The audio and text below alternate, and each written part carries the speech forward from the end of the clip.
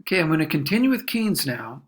And the big thing is that he gets into with paragraph 11 is that money was left to look after itself. That was a Smithian notion. There were two parts to that. The number one thing that Smith pointed out was that money was like any other commodity and that its value was subjected to the powers of supply and demand. In other words, it was a commodity that was subjected to the forces of a market. But he said that there's no reason to look after money as opposed to the other. He just said leave it alone. And what Keynes is going to point out is that was the laissez-faire ideology that was behind monetary assumptions. That was a mistake. Okay, and he does point out. Let's just go to paragraph 12. He says it chooses to forget that there is no historical warrant for expecting money to be represented, even by a constant quantity of a particular metal, far less by a constant purchasing power. In other words, there really is not an historical basis for the idea of stability within money, either in a paper form or in a metal form. Okay, so money is a state product. It's produced by the state, and then it's important to know that from the start that we don't have individual companies so much producing money. It's a state product, but it's still subjected to supply and demand. So what Keynes is going to introduce is the idea of monetary policy, where the state really looks after supply and demand, the supply of money in order to regulate its value. That's where he's going to step in with something slightly different than Smith had. Okay, so let's jump up a little bit. So he goes into a little bit of the history behind the problem. Let's go up to paragraph 14, what he calls the impecuniosity of governments. And that's a nice little word. Let's give Keynes credit for that. That's the spending and the overspending of governments, okay? So, and he mentions in 13, let's cover 13 a little bit first. 13 is really it. Moreover, this progressive deterioration in the value of money, that is inflation. When something deteriorates over time, that's inflation. In other words, when it costs $5 to buy something today, and $8 2 years from now, then the value of that dollar has deteriorated. It's gone down. It's going to require more to get the same thing. That is inflation. So when he says, moreover, this progressive deterioration in the value of money throughout history is not an accident.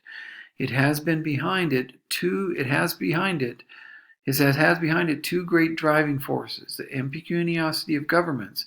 In other words, they overproduce money in order to pay for their overspending. And the superior political influence of the debtor class. These are people who owe money. So the creation of a greater influence of the debtor class, in other words, more and more people now live with debt, with them becoming bigger and bigger and bigger, and the government's owing more money and more money and more money, then inflation becomes a good thing, because then the government doesn't really have to pay off as much that's valuable in 5 years from now as what was valuable today. If there's inflation and they run up a certain amount of debt, that debt isn't going to be as burdensome 5 years from now as it was when they first rang it up. And the same thing is with the debtor class. They're not going to mind inflation. It's easier to make up the money that they owe 5 years from now because there's more of it around. Okay? So this inflation, the gradual inflation, has occurred because of the impecuniosity of governments and the rise of debtors. There's more debtors in the world than there was before. Okay? So depreciation, now he points out this odd thing, and this is hard to understand at first. and why this has been a social movement. Let's go to paragraph 15, because depreciation, in other words, inflation, is going to free entrepreneurs. It's not going to be necessarily a good thing for nobility. That was the old class that used to run the show and used to go for stability. And Marx pointed out that these folks are affected by the growth of industry. That was the rise of the entrepreneurs. So watch what he points out here, what Keynes points out in 15, because it's similar to what Marx pointed out. Those secular changes, therefore, which in the past depreciated money, that's inflation, assisted the new man, in other words, the people who would take on debt in order to create enterprises, to set up a new industry, to set up a new company, to go out because they believe that there's a market for this, so I'm going to run some debts up and I'm going to create a company. That's what inflation benefited, these new men. These were the bourgeoisie that Marx pointed out, assisted the new man and emancipated them from the dead hand of debt. So in other words, $10,000 in debt today is not the same thing as $10,000 in debt 5 years from now if there has been inflation. So that is the freedom that is created for the entrepreneur, for the business class, for the bourgeoisie that has been going on throughout the 19th century. They benefited new wealth at the expense of old. In other words, it deteriorated the status of the nobility, the people who would hold their positions generation after generation after generation because they held on to their money. Well, they would see that money they held on to being devalued. Instead, who would benefit from this are the people who took out loans and sought new enterprises and set up businesses. These were the bourgeoisie in Marx. This is the business class in Keynes. And armed enterprises against accumulation. So in other words, the people who accumulate and sit on money are vulnerable now because that money is going to depreciate in value. What you've got to do is expand, go after new opportunities. That's the bourgeoisie or the business class are the ones who are going to search that out, okay? So money is not an absolute standard, okay? And that's in 17. Let's go down to that. Nevertheless, it is easy at all times as a result of the way we use money in daily life to forget all this and to look on money as itself, an absolute standard of value. And when besides the actual events of 100 years have not disturbed his illusions, the average man regards what has been normal for 3 generations as part of the permanent social fabric. That is a mistake. So the stability that was seen overall, even though markets were expanding and collapsing, as Marx pointed out, but overall on the macro level, you saw this idea of stability laying its roots and growing. That thing was going to die. That idea that money was stable in value, and that applied to gold, silver, and cash, all forms of monetary value. Again, Smith was right. It is a measure of value and a means of exchange. It's not a stability built within the economy. It was subject to fluctuations. And what Keynes was seeing is that it was rapidly and dramatically fluctuating in the response to World War I. And what went on with World War I and the Spanish flu that followed it was a fluctuation in the value of money, and you had depressions even in 1921. There was a depression. It's not remembered as the Great Depression, which would come in 1929, but the fluctuations in the value of money, Keynes was already seeing. Okay, let's continue on. So Keynes goes on, and he says that there's a need for monetary policy. This is in 23. And I know this all is pretty complicated at first, but once you get it down, it makes a lot of sense. And he goes through the history of these fluctuations and all that in between. What moral for our present purpose should we draw from this? Chiefly, I say, you think that it is not safe or fair to combine the social organization developed during the 19th century and still retained.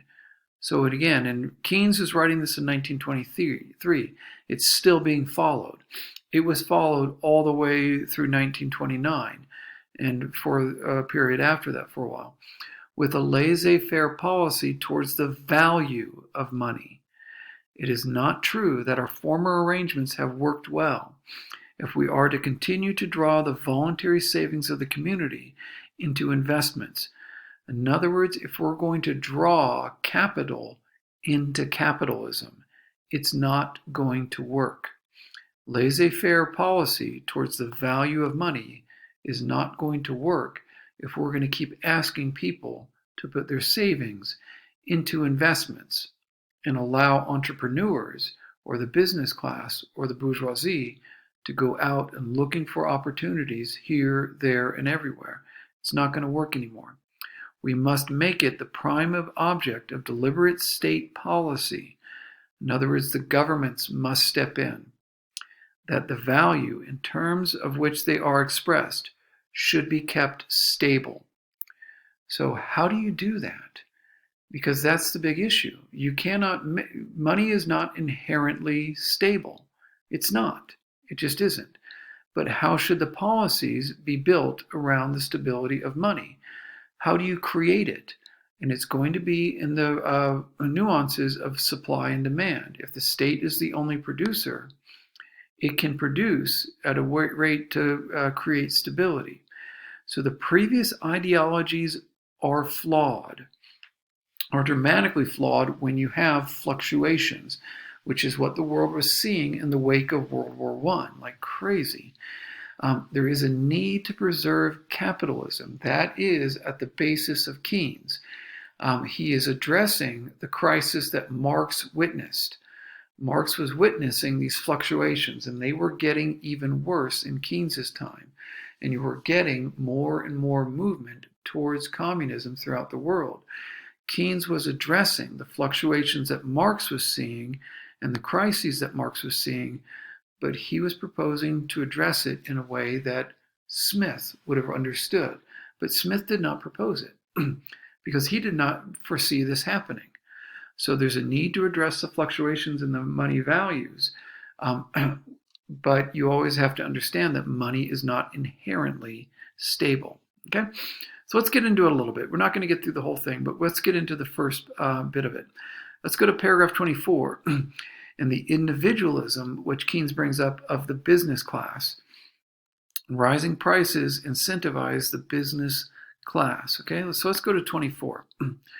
And this is the second class he addresses. It has long been recognized that business world and by the economists alike that a period of rising prices acts as a stimulus to enterprise and is beneficial to the businessman. So you might think, well, yeah, that's inflation, and that makes the entrepreneurial class go at it, because when prices are rising, they start looking around for more opportunities. And he says here, when the value of money falls, and that's inflation, when the value falls, in other words, it costs $5 today, when there's inflation, it's going to cost $8 a couple years from now. It is evident that those persons who have engaged in to pay fixed sums of money yearly out of the profits of an active business must benefit. In other words, if I get some investors to give me money and I tell them I'm going to pay you $10,000 every year if you loan me $100,000, and if I just have to pay them that fixed amount, and yet, hey, there's inflation and I'm making money, that $10,000 doesn't seem so onerous anymore. It's much easier 5 years from now to pay off, since their fixed money outgoings will bear a smaller portion than formerly to their money turnover. So in other words, it gets easier to pay off loans and investments as there's inflation. Okay? So that's a contract and a fixed sum. That drives the entrepreneur, and it invites investment, because if investors sit on their money, it's going to lose value. That was the old idea that you may have heard about of taking all your money and putting it in a mattress. If money is going to rise in value, stuffing all your money in a mattress seems like a good idea. because everything you tucked in your mattress is going to be more valuable 2, 3, 8 years from now if you just hold on to it. But if that money is going to lose value, you have to look for opportunities to invest it. Okay, and the business class looks for opportunities to create contracts with the investment class. So they both become interdependent, and each of them sees a benefit in one way off the other, and they both are employing the earning class in Keynes's model. And that would be the working class, the proletariat in Marx's model. Okay. And then he gets to a bit of an issue on 26. Okay. But during the period of change, while the prices are rising month by month, the businessman has a further and greater source of windfall. Whether he is a merchant or a manufacturer, he will generally buy before he sells, and on at least part of his stock, he will run the risk of price changes. So he always has risk. All business, men and women would understand this, that there's always risk involved. But part of your profits during an inflationary period is just due to inflation. Because you bought stuff today, you bought supplies today, you bought resources today, and you're going to sell it a month or two or a year from now, you're going to sell the product, then, well, you're going to see a benefit just by the effects of inflation. That's going to be part of your windfall. You have to be careful with that, okay? There can be resentment of the profits during inflationary pressures, okay? And he brings up this idea of profiteers because he sees them as destroying faith in capitalism, profiteers. These are often called, money or price gouging and other things. But if the depreciation of money is a source of gain to the businessman, it is also the occasion of opprobrium. To the consumer, the businessman's exceptional profits appear as the cause instead of the consequence of the hated rise in profits. In other words, he's greedy or she's greedy. To convert the businessman into a profiteer is to strike a blow at capitalism. This is the rise of resentment, class resentment, because it destroys the psychological equilibrium which permits the perpetuance of unequal rewards. The economic doctrine of normal profits, vaguely apprehended by everyone, is a necessary condition for the justification of capitalism. And very important to keep in mind, Keynes needs capitalism. He wants to hold on to it. What he doesn't want is profiteering. That creates resentment, and that resentment will ultimately lead to the downfall of capitalism. When people start to resent the economic system that's going on, that's a threat to capitalism. So that's what he wants to prevent, is making profits just off of inflation. That doesn't seem just to people. There's always an ideology of what's right and wrong behind this. Those are the core assumptions, your value system, that you should only make money that's reasonable to you. And if you're making it off of inflation, that's not really good. Okay, that's the big threat to capitalism. Okay. So deflation would have the opposite effect on investors. So this is something very important. When there's deflation and the value of money goes up, when prices go down, the value of money goes up. If the value of money is going up, you can think, what would an investor do? He or she is going to hold on to that money, not put the money into capital. You're going to basically strip capitalism of capital. So deflation takes the capital out of capitalism.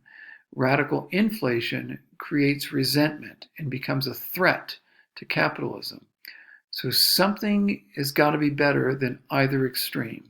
That's what he's pointing out, is that there's a problem at both extremes. And the world's gone through both extremes in his time period and is going through a lot of upheaval in his time period. So let's jump to 32 when he gets to the earning class, okay? The earner, let's just go to 32. It has been a commonplace of economic textbook that wages tend to lag behind prices, with the result that the real earnings of the wage earner are diminished during periods of rising prices. So he's pointing out what he brought up at the start, that this is the distribution of wealth, and that the earner or the working class loses out under inflation. Okay, the wages don't keep up with price increases. The earners, the earning class, they are the ones paying the higher and higher prices because ultimately they are the market. They're the ones being sold to. If there's inflation, their wages are not keeping up, but the prices they pay are going up. So they're the ones who get hurt by it. Okay? So there was an organization, a trend towards organization after the war. This is World War I. Okay? Let's go to that. This is in paragraph 33. The organization of certain classes of labor, the railwaymen, miners, dockers, and others, for the purpose of securing wage increases, is better than it was. Life in the army, perhaps for the first time in history of wars, raised in many respects the conventional standard of requirements. The soldier was better clothed, better shod, and often better fed than the laborer and his wife, adding in wartime a separation allowance to the new opportunities to earn, had also enlarged her ideas. This is a change in ideology. When laborers see, people who work on the railways and the mines or the docks, see that the life is better in the army, they start going back to their jobs and demanding better wages. That's a change in ideology, that they're going to demand to be paid better and treated better. This is something that took place in the later part of the 19th century and the early part of the 20th century. And so the improvement of working conditions through this change of the war was seen in the earners. There was an ideological shift in an improved conditions. You have to always realize in economics that there's both exploitation of taking advantage of somebody's weakness. That's what Marx saw going on a dramatic scale. That produced anger and produced demands for changes. But there's also expectations of each class to have certain things and certain rewards for certain behaviors. So the earners expected certain rewards for their work. The entrepreneur class or the business class expected certain returns on their opportunities that they found and that they set up. And investors expected to get certain returns on their investments. Okay. So let's go up to productivity. This is on 37. And this is really where he puts it all together. If for some reason, right or wrong, the business world expects, in other words, anticipates, and everybody has certain anticipations. The investor anticipates some kind of return on his or her investment. They want to see if they buy some stock, they get some kind of return on it. They want to see that. Okay. The business class, that's the entrepreneur, wants to see opportunities and expects to make money off of these opportunities, off of finding them, and expects to be well rewarded for it. And the earner expects to have a job day after day, month after month, year after year, so he or she can take care of his or her family and herself. In a business world, if there's an expectation that prices will fall, the process of production tend to be inhibited. If I think prices are going to fall, I'm going to close up my shop, or I'm not going to buy so many supplies because we're not going to sell so much. Okay? If an express prices will rise, they tend to be overstimulated. A fluctuation in the measuring rod, that is him referring straight to Smith. Okay, a measure of value. A fluctuation in the measuring rod of value does not alter in the least the wealth of the world. The needs of the world or the productive capacity of the world. It ought not, therefore, to affect the character of the volume of what is produced. It shouldn't, but it can. A movement of relative prices, that is to say of the comparative prices of different commodities, ought to influence the character of production, because it is an indication that various commodities are not being produced in exactly right proportions. but this is not true of change as such in the general price level. Now let me come back to this and explain what he's saying there, because it's confusing at first, okay? Where the expectations of what's going to happen, they are self-fulfilling. There are particular markets when there are shifts within the markets, like within, gasoline, what the cost of gas is, or the cost of a bike is, or the cost of, let's just say how much it costs for silverware, or the, cost for the wages of a nurse or something like that. Those fluctuations are part of the valuation that takes place within a market. Those he thinks are perfectly reasonable, and those changes are part of the shifts within an economy. But he also makes it clear is that there is a difference between that and the role of inflation and deflation, which only happen really on the macro level. There are fluctuations within the micro level. Whether or not there are more nurses getting paid better does not affect the overall state of the economy. Whether or not silverware is selling at a higher price or a lower price does not affect the overall state of the economy, or the value of bicycles. Those are all commodities. Whether or not they go up and down in value, Keynes doesn't want to touch. But the effects of inflation or deflation on the general economy, those are inherently different. Those can spiral out of control and affect the society at large. So the expectations and minimizing losses is really what he's about, controlling on a macro level. The fact that the expectation of changes in the general price level affects the processes of production is deeply rooted in the peculiarities of the existing organization of society. So at the general level, the effects of inflation and deflation and how those have trickle-down effects throughout the economy. That's what he's talking about with this. This is a piece on macroeconomics. If you get what Keynes is talking about, you get how monetary policy affects macroeconomics on a large scale. We have already seen that a change in the general level of prices, that is to say, a change in the measuring rod, which fixes the obligation of borrowers of money who make the decisions which set production in motion, to the lenders who are inactive once they have lent their money. Effects, in other words, it brings it about. Keynes is actually using the proper effects here. In other words, it brings it about.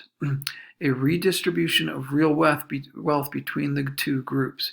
He's talking about the relationship between investors and business class. In other words, the business class wants to see some inflation, but the investors don't want to see a lot of it. Okay, they don't want to see deflation ever, else they're going to pull their money in. They don't want to see a lot of inflation. They'll tolerate a little bit. That's why they put their money in the market, because they know that sitting on it isn't going to be a good move, because it's just going to go down in value. So I'll invest it, but I want to see returns. Okay, so a little bit of inflation keeps everybody happy, keeps them all going fine. Furthermore, the active group, that is the bourgeoisie or the business class, can, if they foresee such a change, alter their actions in advance in such a ways as to minimize their losses to the other group or to increase their gains from it, if and when they expect change in the value of money occurs. So if, and this is a very big point, and I'll leave it here, I'll leave you to work out the rest of Keynes. If the business class expects high levels of inflation, they're going to really go at it, okay? But you're going to get something where you're going to have a high inflationary economy, and that's really going to hurt the working class or the earners, okay? And it's going to really, it's not going to be great for the investors either, because they're going to be paid at a fixed rate, and they're not going to like it. So it's not that they're going to pull their money out, because they're not going to sit on their money in a high inflationary economy. In a deflationary economy, they're going to grab their money, because that is going to increase in value. Instead, what Keynes points out is you want everybody to minimize their losses, or everybody's going to minimize their losses, and that creates an individualism of the classes. You don't want the business class acting in its own interest only. You want them acting in a way that benefits the investors and benefits the earners. You want the earners producing things in a way that benefits the business class and benefits the investors. You want the investors doing things that benefits both the business class and the working class. You want them cooperating. You don't want to trigger what he calls the individualism that destroys everything. That is where the classes behave in a way that is individually good for them, only for them. It hurts the other classes. So I'm going to stop Keynes there. The rest of Keynes you should go through, and how he argues for monetary policy. And that's going to deal with, and how we see it today, is it's making sure that you understand that everybody has anticipations and expectations. He gets into that in paragraph 42. You want to prevent individuals being motivated just by their own class interest. You want them to act in a way that does benefit the other groups, but primarily you have to understand they're out for their own self-interest. But state policy to control a state commodity must be part of the economy. That is something that Smith did not foresee, and Marx certainly did not propose it as a solution. He didn't see it that way at all. The Federal Reserve for credit and the Treasury for direct money production, that is what's come out of the Keynesian approach to economics.